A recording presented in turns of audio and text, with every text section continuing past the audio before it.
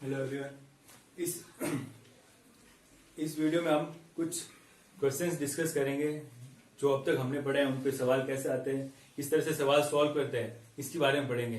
Question solve करने का तरीका क्या होना चाहिए, कैसे गलतियां होती हैं उनको भी सीखेंगे, कौन कौन सी गलतियों को अवॉइड करना है ताकि हमसे सवाल सही हो, नेगेटिव मार्किंग नहीं हो। ठीक है, तो क्वेश्चन सॉल्व करने से पहले हम एक बार ब्रीफ देख लेते हैं कि जो जो फॉर्मूले अब हमारे यूज आएंगे क्वेश्चन सॉल्व करने में। ठीक है, तो पहला क्या है, फर्स्ट ऑफ थर्मोडायनेमिक्स है, delta is equal to q plus डब्ल्यू। अगर work done by the system होगा तो डब्ल्यू हम यहाँ क्या रखेंगे, नेगेटिव रखेंगे, और work done on the system होगा तो डब्ल्यू पॉजिटिव रखेंगे। Heat absorb by the system होगी तो क्यू पॉजिटिव रखेंगे, और हीट रिलीज होगी तो क्यू क्या रखेंगे, नेगेटिव रखेंगे। डब्ल्यू क्या होता है, माइनस पी डेल्टा वी। ठीक है, फिर हमने क्या पढ़ा था, एंथैल्पी का फॉर्मूला। एंथैल्पी क्या होता है, delta E plus P delta we होता है। जब हम गैसेस की बात करेंगे, फॉर गैसेस के लिए क्या होगा, delta E is equal to delta E delta n g R T. Delta n g क्या है यहाँ पे, प्रोडक्ट के मोल माइनस रिएक्टेंट के मोल। सॉलिड और लिक्विड के लिए वॉल्यूम में चेंज नेग्लिजिबल होता है, इसलिए वहां पे हम क्या करते हैं, डेल्टा एच और डेल्टा ई दोनों बराबर हो जाते हैं। ठीक है, फिर हमने आइसोथर्मल एक्सपांशन पढ़ा था, जहां पे टेम्परेचर में चेंज जीरो आ रहा था तो उसकी इंटरनल एनर्जी और एंथैल्पी में चेंज भी क्या था, जीरो था। आइसोथर्मल एक्सपांशन में Q बराबर क्या आ रहा था, माइनस डब्ल्यू आ रहा था। दोनों की जो न्यूमेरिकल वैल्यू होगी वो सेम होगी, बट साइन डिफरेंस होगा। अगर आपको डब्ल्यू निकालोगे आप तो हीट क्या आएगी, पॉजिटिव में हीट होगी। अगर वर्क एक्सपांशन करोगे तो डब्ल्यू क्या आएगा, नेगेटिव में आएगा। ये फॉर्मूला था minus NRT अलेन V2 bye V1, और V2 बाय V1 की जगह आप क्या रख सकते हो, P1 अपॉन P2 अगर आपको प्रेशर दे रखा है तब। और W इरिवर्सिबल क्या आया था, NRT P2 minus P1 upon P1। ठीक है, सवाल अगर आपको रिवर्सिबल का है तो सवाल आपको रिवर्सिबल लिख के देगा कि आइसोथर्मल रिवर्सिबल एक्सपांशन, लेकिन आप ये उम्मीद मत करना कि अगर इरिवर्सिबल प्रोसेस हो रहा है तो आपको इरिवर्सिबल लिख के देगा। इरिवर्सिबल में वो सिर्फ एक लाइन लिख के देगा, एट ए एक्सटर्नल कांस्टेंट प्रेशर। एट ए एक्सटर्नल कांस्टेंट प्रेशर का मतलब ये है कि वो आपको इरिवर्सिबल की तरफ ले जाना चाह रहा है कि आप इरिवर्सिबल का फॉर्मूला लगा के सॉल्व करना है इसको। ठीक है, फिर क्या पढ़ा था, एडियाबैटिक एक्सपांशन, जो इससे पिछले वाले वीडियो में पढ़ा, तो वहां पे डब्ल्यू क्या आ रहा था, हीट जीरो हो गई थी, डेल्टा ई बराबर डब्ल्यू आ रहा था, एनसीवी डेल्टा टी के बराबर। और फाइनल टेम्परेचर निकालने के लिए हमारे पास ये फॉर्मूले थे जो हम अभी आप सवालों में यूज करेंगे। ठीक है, तो आप एक बार इन फॉर्मूले से गो थ्रू हो जाओ, क्या फॉर्मूले कैसे इनका, और फिर इसको अप्लाई करना भी सीखेंगे, कैसे क्वेश्चन सॉल्व करते हैं इन पे।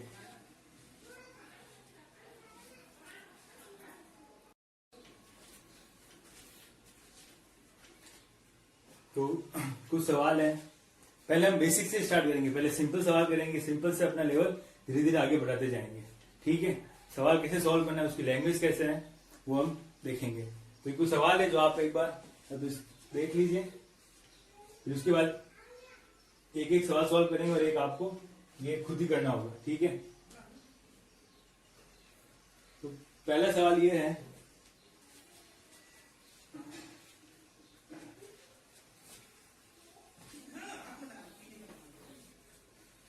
तो फर्स्ट क्वेश्चन क्या कह रहा है, ड्यूरिंग द 200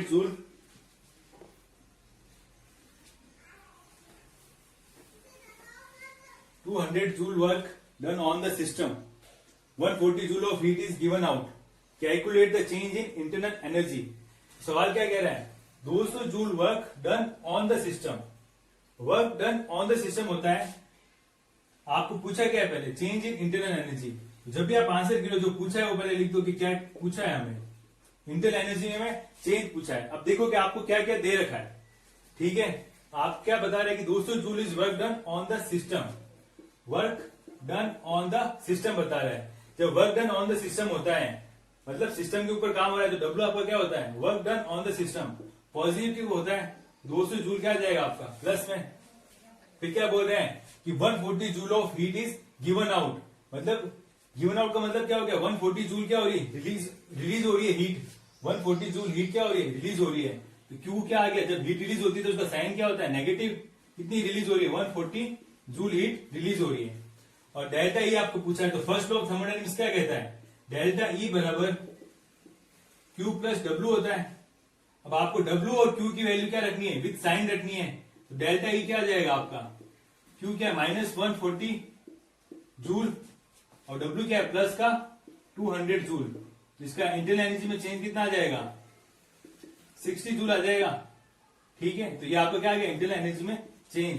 तो आपको क्वेश्चन की लैंग्वेज समझनी है क्या कह रहा है। Work done on the system का मतलब क्या हुआ, W आपका पॉजिटिव है और हीट इज गिवन आउट मतलब हीट रिलीज कर रहा है, तो हीट क्या आ गई, नेगेटिव आ गई। इस तरह से आपको ये सवाल करना है। दूसरा सवाल था वो भी इसी के ऊपर सेम सवाल है, आपको बस साइन का ध्यान रखना है क्या है। ठीक है, अब नेक्स्ट सवाल क्या कह रहा है, ये gas absorb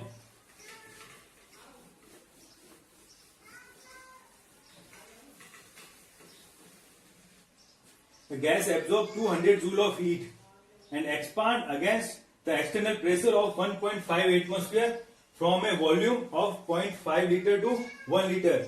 Calculate the change in internal energy.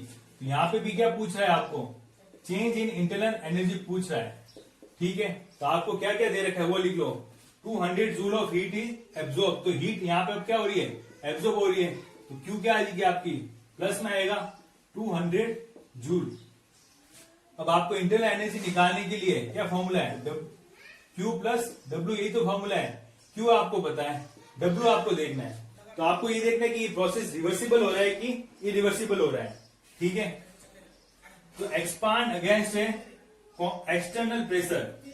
अब जब भी ये आता है अगेंस्ट एक्सटर्नल प्रेशर मतलब वो किस प्रेशर पे एक्सपांड हो रहा है, 1.5। आपका एक्सटर्नल प्रेशर क्या है, कांस्टेंट है। ठीक है, 1.5 पे आपका एक्सपांशन हो रहा है, कहां 0.5 लीटर से 1 लीटर। W क्या आएगा आपका, माइनस पी डेल्टा वी भाई। P एक कांस्टेंट एक्सटर्नल प्रेशर पर जब एक्सपांशन होता है तो वो क्या आता है, माइनस, यही तो आता है P एक्सटर्नल डेल्टा V। ठीक है, अब आपको W यहां पे P एक्सटर्नल कितना दे रखा है, 1.5।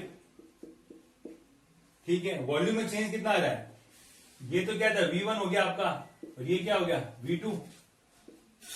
1.5 एटमोस्फियर 1 माइनस 0.5 इसमें लीटर में, तो ये क्या आ जाएगा माइनस का 1.5 एटमोस्फियर और ये क्या आ जाएगा 0.5 लीटर। ठीक है, इसको फिर आपको क्या करना है, सॉल्व कर लो आप। माइनस का क्या आ जाएगा, ये हो गया, ये क्या है एटमोस्फियर लीटर में आ गया आपका। ठीक है, W आ गया आपका। अब यहां पे आपको हीट दे रखी जूल में, एनर्जी पे आपको किसमें निकालनी है, जूल में निकालनी है, बट आपका वर्क किसमें आ गया, एटमोस्फियर लीटर में, तो आप इसको किसमें चेंज करोगे, जूल में। 1 एटमोस्फियर लीटर इक्वल टू क्या होता है, 101.325 जूल। ये आपको कन्वर्जन ध्यान रखना है, जितने भी अभी कन्वर्जन आते जाएंगे फिजिकल केमिस्ट्री में, यूनिट कन्वर्जन और यूनिट कैसे चेंज करना है वो बहुत जरूरी है, आना चाहिए। तो अब जब भी जहां पे भी आपको कहीं भी यूनिट कन्वर्जन आ रहा है सॉल्व करते टाइम, आप उसको एक अलग पेज पे लिखते जाओ, ताकि आप जब भी सॉल्व करो उसको अपने साथ में रखो और यूनिट देखते जाओ कैसे कन्वर्ट करना है, क्योंकि रटने से तो याद होगी नहीं, सवाल करते जाओगे वैसे वैसे याद होती जाएगी। तो आपका क्या आ गया, 1 atmosphere litre is equal to ये होता है। अब आपको 0.75 एटमोस्फियर लीटर को जूल में कन्वर्ट करना है, इसको आप क्या कर दो, मल्टीप्लाई कर दो किससे, 101.325 से आप इसको मल्टीप्लाई कर दोगे, तो आपको क्या आ जाएगा,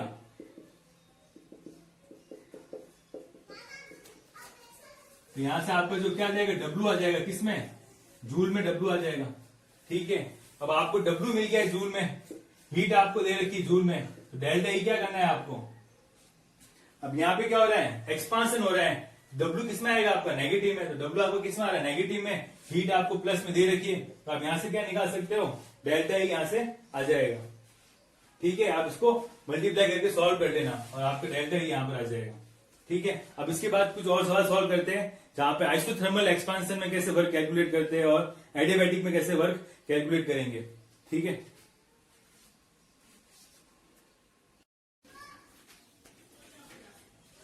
अब नेक्स्ट सवाल क्या है, the value of delta U minus delta H. Delta U internal energy को आप डेल्टा यू बोल सकते हो या डेल्टा ई, डेल्टा यू या फिर डेल्टा ई, एक ही बात है। ठीक है, सवाल क्या है, the value of delta U minus delta H for the reaction. ये रिएक्शन दे रखी है, इस रिएक्शन के लिए आपको बताना है delta U minus delta H क्या होगा। अब आपको फॉर्मूला दिमाग में लाना है कि आपने क्या पढ़ा था, डेल्टा एच का formula, delta H equal to क्या था, delta E plus delta NgRT, यही तो पढ़ा था फॉर्मूला। अब आपको क्या पूछा, delta E minus delta H, तो आप इसको कैसे कन्वर्ट कर सकते हो, delta E minus delta H पूछा है, डेल्टा H को इधर ले जाओ, delta E minus delta H हो गया, ये इधर जाएगा तो डेल्टा NgRT इधर आ जाएगा, तो वो किस में आ जाएगा, माइनस में, माइनस डेल्टा NgRT। तो आपको पता चल गया कि delta E minus delta H किसके बराबर है, डेल्टा NgRT के बराबर। यहाँ पे जो मोल है वो किसके, गैस के मोल पड़ते हैं, प्रोडक्ट माइनस रिएक्टेंट के, हमेशा गैस के मोल लेंगे डेल्टा Ng में। यहाँ पे गैस कौन है, ये है, बाकी ये सॉलिड है, ये सॉलिड है, ये सॉलिड है, तो इनका तो हम मोल लेंगे नहीं। यहाँ पे हमेशा गैस के मोल लेते हैं, गैसेस रिएक्शन के लिए एप्लीकेबल है, गैस के मोल लेंगे, तो प्रोडक्ट माइनस रिएक्टेंट करेंगे, तो प्रोडक्ट डेल्टा Ng क्या हो जाएगा, n product minus n reactant, तो प्रोडक्ट के मोल कितने हैं, 3, रिएक्टेंट में कोई गैसेस है नहीं एलिमेंट, तो उसके मोल काउंट नहीं करेंगे, तो क्या आ जाएगा 3। तो आपको डेल्टा Ng की जगह क्या रखना है, तो आपको क्या आ जाएगा, delta E minus delta H बराबर, डेल्टा Ng की जगह क्या रखना है, माइनस तो ही है 3RT, तो आपका आंसर कौन सा राइट हो जाएगा, a, delta E minus delta H बराबर क्या जाएगा, माइनस 3RT। ये सवाल आपके किस में आ रखा है, नेट JRF में आ रखा है 2015 के पेपर में। तो सवाल आपको समझना है वो क्या पूछना चाह रहे हैं, क्या रीजनिंग है, फिर आपको सोचना है कि फॉर्मूला कौन सा अप्लाई करना है।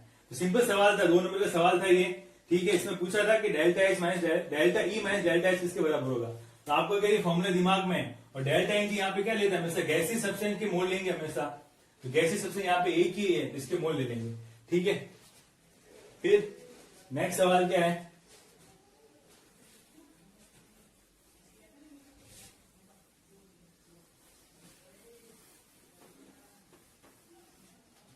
अब नेक्स्ट सवाल क्या है, 6 mole of an ideal gas expand isothermally, यहाँ पे टेम्परेचर है, वॉल्यूम एट 27 डिग्री सेंटीग्रेड, ठीक है। तो 6 mole of ideal gas expand isothermally, तो ये क्या सवाल आपको खुद हिंट देगा कि आपको किस तरफ जाना है, कौन सा फॉर्मूला यूज करना है। तो आपको यहाँ पे बोलते हैं आइसोथर्मली, आइसोथर्मली मतलब टेम्परेचर में चेंज नहीं हो रहा है, डेल्टा T क्या हो गया आपका, टेम्परेचर में चेंज 0। दूसरा हिंट क्या दिया कि प्रोसेस आपका क्या हो रहा है, रिवर्सिबली कैरिड आउट हो रहा है, वॉल्यूम एक्सपांशन कितना हो रहा है, 1 decimetre cube two 10 decimetre cube तक हो रहा है। और आपको पूछा क्या मैक्सिमम वर्क डन, कितना मैक्सिमम वर्क डन होगा, और टेम्परेचर आपको कितना दे रखा है, 27 डिग्री सेंटीग्रेड। तो आप इसका आंसर लिख सकते हो। तो आपको क्या 2 हिंट मिल गया, आइसोथर्मली और रिवर्सिबली हो रहा है। जब भी प्रोसेस आपका रिवर्सिबली होगा तो सवाल खुद आपको बोलेगा कि प्रोसेस आपका रिवर्सिबल हो रहा है, लिख के देगा कि रिवर्सिबल है, तो आपको इजी हो जाएगा सॉल्व करना, ठीक है। तो आपको क्या पूछा है, W रिवर्सिबल पूछा है, ठीक है। अब आपको पता है एक्सपांशन होता है जो वर्क, ठीक है, नेगेटिव में आता है, W आपको रिवर्सिबल पूछा है, ठीक है। तो W रिवर्सिबल का, और आपको क्या दे रखा है, वॉल्यूम 1 डेसीमीटर क्यूब, V1 हो गया, ये 1 डेसीमीटर क्यूब से 10 डेसीमीटर क्यूब तक एक्सपांशन हो रहा है, 10 डेसीमीटर क्यूब। डेसीमीटर क्यूब का मतलब क्या होता है, लीटर, या डेसीमीटर क्यूब लिखो या लीटर लिखो, एक ही बात है। और टेम्परेचर आपको दे रखा है 27 डिग्री सेंटीग्रेड, तो इसको आप क्या किसमें चेंज कर दोगे, केल्विन में। केल्विन में चेंज करने के लिए क्या करना पड़ेगा, 273 प्लस 27 300 केल्विन, आपका टेम्परेचर आ गया। अब आपको पता है W रिवर्सिबल का फॉर्मूला क्या होता है आइसोथर्मल प्रोसेस के अंदर, minus NRT ln V2 bye V1, ठीक है। तो आपको मोल दे रखे 6, और गैस कांस्टेंट की वैल्यू क्या होती है, अब R क्या है, गैस कांस्टेंट, इसकी 3 वैल्यू होती है, 8.314 joule kelvin inverse mole inverse, ये होगी जूल में, एक होती 1.98 calorie kelvin inverse mole inverse, ये किस में होगी, कैलोरी में। एक होती है 0.0821 एटमोस्फियर लीटर केल्विन इनवर्स, ये होगी एटमोस्फियर लीटर में। तो अब आपको वर्क किस में निकालना है, जूल में निकालना है, तो आर की वैल्यू कौन सी लोगे आप, जूल वाली लोगे। तो आपको हमेशा जब भी सवाल सॉल्व करो, सवाल विथ जो न्यूमेरिकल वैल्यू है जो भी है वो आपको विथ यूनिट रखनी होती है, ताकि बाद में आपको जिसमें आंसर पूछा है वो आ रहा है कि नहीं आ रहा है, ताकि गलती नहीं होगी फिर आपकी। 8.314 joule kelvin inverse mole inverse, 6 यहां पे क्या दे रखे 6 मोल, ln V2 कितना दे रखा है 10 लीटर बोलूं या 10 डेसीमीटर क्यूब अपॉन 1 लीटर। तो आप देखो लीटर से लीटर कैंसर, या केल्विन सॉरी टेम्परेचर, यहाँ पे आर रख दिया अपने, टेम्परेचर क्या आ जाएगा 300 केल्विन ln V2 कितना है 10 लीटर अपॉन 1 लीटर। तो केल्विन से केल्विन कैंसिल हो गया, मोल से मोल कैंसिल हो गए, लीटर से लीटर, आपको क्या बचा जूल ही तो बचा। मतलब आपने जो फॉर्मूले में जो न्यूमेरिकल वैल्यू रखी है विथ यूनिट वो सही रखी है और आपका आंसर क्या जाएगा जूल में। अब आप इसको सॉल्व कर सकते हो। ln 10 की वैल्यू क्या होती है 1 होती है और आपको करना है क्या इन सबको मल्टीप्लाई तो करना है, मल्टीप्लाई करके देखो आपका आंसर ये आ रहा है कि नहीं आ रहा है। ठीक है, आपका ये आंसर आ जाएगा इसमें, इसको मल्टीप्लाई करोगे तो डब्ल्यू आपका ये आना चाहिए। तो आपने देखा कि जब आइसोथर्मली रिवर्सिबली एक्सपांशन करा रहे हैं, ठीक है, तो सवाल खुद आपको बोला है कि प्रोसेस आपका आइसोथर्मल है और रिवर्सिबल है। तो आइसोथर्मल रिवर्सिबल प्रोसेस के लिए डब्ल्यू रिवर्सिबल क्या होता है, यही तो होता है minus NRT ln V2 bye V1। ठीक है, अब इसी पे आइसोथर्मल प्रोसेस पे 2-3 सवाल और आपको करने हैं, प्रैक्टिस करनी सवाल की। ठीक है, इसके बाद एडियाबैटिक के ऊपर जो सवाल आते हैं वो एक सॉल्व करते हैं अपन।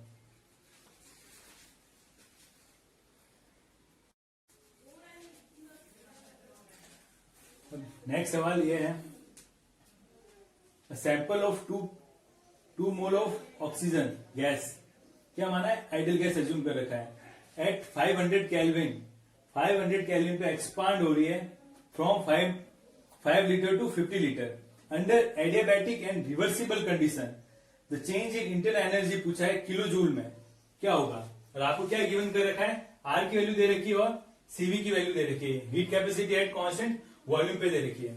तो सवाल ने आपको क्या हिंट दिया है कि प्रोसेस आपका कौन सा है एडियाबैटिक है और रिवर्सिबली कैरिड आउट हो रहा है, एडियाबैटिक और रिवर्सिबली कैरिड आउट हो रहा है। तो आपको ये हिंट मिल गया कि आपको एडियाबैटिक और रिवर्सिबली में जो चेंज आता है इंटरनल एनर्जी में वो कैलकुलेट करना है। तो एडियाबैटिक से आपको पता चल गया कि क्यू तो आपका 0 हो गया, तो डेल्टा ई किसके बराबर आ जाएगा डब्ल्यू के बराबर। और एडियाबैटिक रिवर्सिबल में क्या पड़ा है, डब्ल्यू किसके बराबर आ रहा है एन सीवी डेल्टा टी के बराबर आ रहा है।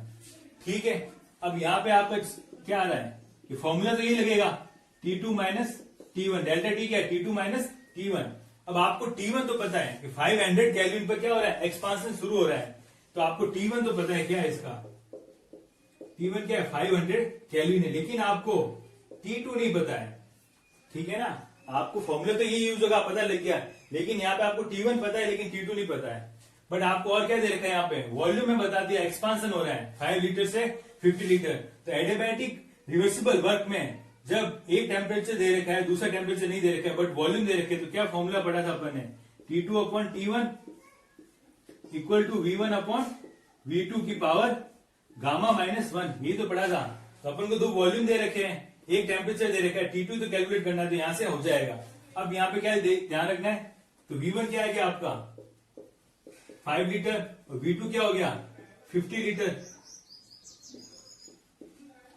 अब आपको क्या चाहिए गामा, गामा क्या बताया था, गामा क्या होता है सीपी अपॉन सीवी, यही तो होता है गामा क्या होता है सीपी अपॉन सीवी। ठीक है, तो आपको सीवी दे रखा है 5.5/2 आर दे रखा है, सीपी कैसे निकालेंगे, सीपी माइनस सीवी क्या होता है आर, यहां से सीपी क्या आ जाएगा सीवी प्लस आर, सीवी क्या दे रखा है 5/2 आर प्लस आर करोगे तो क्या आ जाएगा 7/2 आर। ठीक है, ये आ गया आपका सीपी, और सीपी बाय सीवी कर दो, सीपी क्या है 7/2 आर, 7/2 आर, सीवी क्या है 5/2 आर है, 2 ऊपर चला जाएगा 5 आर हो जाएगा, आर से आर 2 से 2 कैंसिल, तो क्या आ जाएगा 7/5, इसी क्या वैल्यू हो जाएगी 1.4 आर, इसको डिवाइड करोगे तब। ठीक है, तो आपको यहाँ पे गामा मिल गया जो चाहिए था। अब क्या करनी है आपको वैल्यू तो रखनी है, T2 अपॉन T1 कितना है 500 केल्विन, V1 कितना है आपका 5 लीटर अपॉन V2 कितना है 50 लीटर की पावर गामा क्या आ गया आपका 1.4 माइनस 1। ठीक है, इसको अब सॉल्व करोगे तो क्या आ जाएगा T2 अपॉन 500 केल्विन, ये कितना आ जाएगा 0.1 डिवाइड करोगे तो लीटर से लीटर तो गया, तो ये क्या बचा ऊपर पावर 0.4 बच गई। अब 1.1 की पावर आप इसको करोगे तो क्या आ जाएगा आपका, ये आपकी वैल्यू आ जाएगी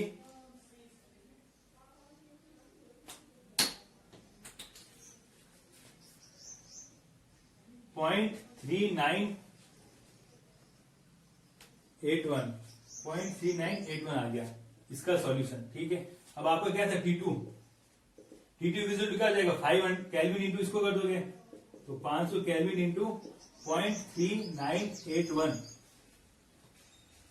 तो आपको क्या आ जाएगा T2 199.05 केल्विन। तो आपको अपना क्या मिल गया T2 मिल गया। ठीक है, तो ये आपका क्या आ गया T2। अब आपको T2 मिल गया है, T1 आपको पता है, तो आपको करना क्या है इस फॉर्मूले में तो रखना है, नोट कर लीजिए आप।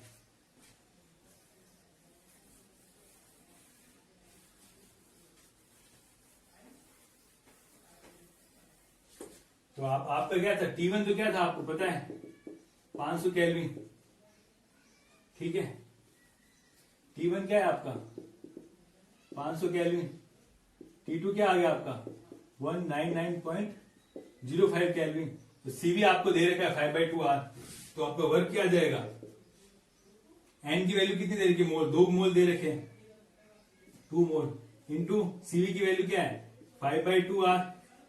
टेम्परेचर क्या आ जाएगा T2 कितना है 199.05 माइनस 500 केल्विन में।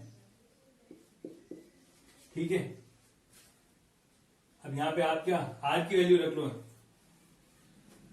R की वैल्यू क्या रखोगे, ये 5/2R था ना 5/2R। R क्या है आपका 8.314 joule kelvin inverse mole inverse. और टेम्परेचर क्या है T2 199.05 माइनस 500 केल्विन। ठीक है, ये मोल ये 2 मोल से मोल गए आपके। ठीक है, केल्विन से केल्विन चला गया तो आंसर आपका आ रहा है जूल में। 2 से 2 कैंसिल आउट हो गया। अब आप क्या करना है, आपको इसको माइनस करना है, इसको मल्टीप्लाई करना है, पूरे से क्या आ जाएगा आपका आंसर आपका। अब हम इसको माइनस करोगे तो वैल्यू क्या माइनस में आएगी, 199 को 500 से माइनस करोगे तो वैल्यू माइनस में आएगी, आगे माइनस का साइन आ जाएगा 1251.034। ये आपका किसमें आ गया जूल में। जब आप इसको माइनस करोगे तो वैल्यू माइनस में आएगी, तो और वैल्यू क्या हो जाएगी माइनस में हो जाएगी। इसको मल्टीप्लाई करोगे तो ये वैल्यू आएगी मल्टीप्लाई करने पे। ठीक है, तो किस में आ रही है माइनस में आ रही है। आपको किसने पूछा है किलो जूल में, तो क्या आ जाएगा किलो जूल में पूछा है 1 किलो जूल बराबर क्या होता है 1000 जूल। तो आपको किसमें पूछा है किलो जूल में, तो आप क्या करोगे 1000 के इसमें भाग लगा दोगे तो क्या आ जाएगा डिवाइड कर दोगे इससे, तो माइनस का 12.5 किलो जूल आ जाएगा आपका आंसर। क्या W आपका रिवर्सिबल किसमें एडियाबैटिक में, माइनस का 12.5 आ गया, तो आपका आंसर क्या हो जाएगा सेकेंड। तो आपने देखा ये किसका लेवल है, ये है नेट जेआरएफ का, गेट का और IIT जैम में इस तरह के सवाल आते हैं जहां आपको इस तरह से सवाल घुमाया जाता है। फर्स्ट गेट में इतना डिफिकल्ट सवाल आएगा नहीं। ये है नेट जेआरएफ के लिए, ये सवाल भी आपका नेट जेआरएफ में आ रखा है, ये सवाल आपको नेट जेआरएफ में आ रखा है 2019 वाले पेपर में।